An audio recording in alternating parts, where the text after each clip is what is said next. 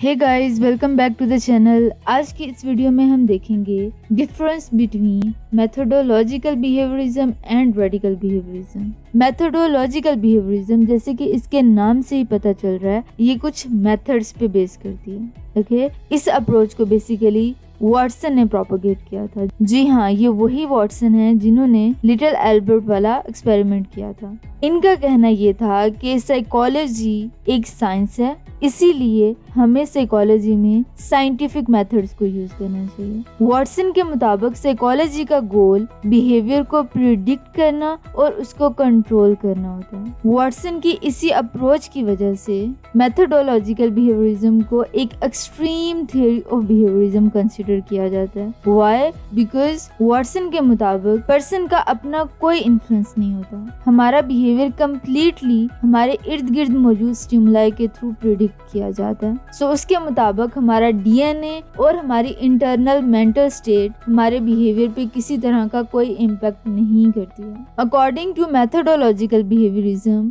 जब लोग पैदा होते हैं तो उनके माइंड एक ब्लैंक स्टेट की तरह होते हैं। लोग जो भी बिहेवियर लर्न करते हैं वो अपने इर्द गिर्द मौजूद दूसरे लोगों को देख के करते हैं। एंड लिटिल एल्बर्ट के एक्सपेरिमेंट के थ्रू ये चीज तो हम जानती हैं कि वाटसन क्लासिकल कंडीशनिंग का प्रोपोनेंट था। उसके मुताबिक एक बच्चा स्माइल करना कब सीखता है? जब उसकी मदर स्माइल करती है। इसी तरह फोबियाज वगैरह और इस जैसे दूसरे रिस्पॉन्सेज भी बच्चा अपने एनवायरनमेंट से लर्न करता है।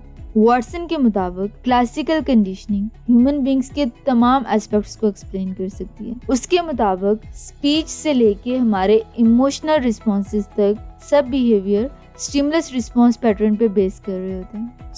वाटसन ने माइंड या कॉन्शियसनेस की एग्जिस्टेंस को कम्प्लीटली डिनाई किया। ओके, दूसरी तरफ रेडिकल बिहेवियरिज्म के मुताबिक हमारी बायोलॉजी या हमारा जो इंडिविजुअल फैक्टर होता है उसका हमारे बिहेवियर पे इन्फ्लुएंस हो रहा होता है। रेडिकल बिहेवियरिज्म को स्किनर ने 1930s में दिया। वाटसन ही की तरह स्किनर भी इसी चीज पे बिलीव करता था कि साइकोलॉजिकल स्टडीज साइंटिफिक ऑब्जर्वेशन पे बेस होनी चाहिए, लेकिन स्किनर क्लासिकल कंडीशनिंग को एक स्टेप आगे ले गया। स्किनर के रीइंफोर्समेंट के आइडिया के मुताबिक हम लोग वॉलंटरली बिहेवियर परफॉर्म कर रहे होते हैं। Skinner in contrast to Watson was not reductionist.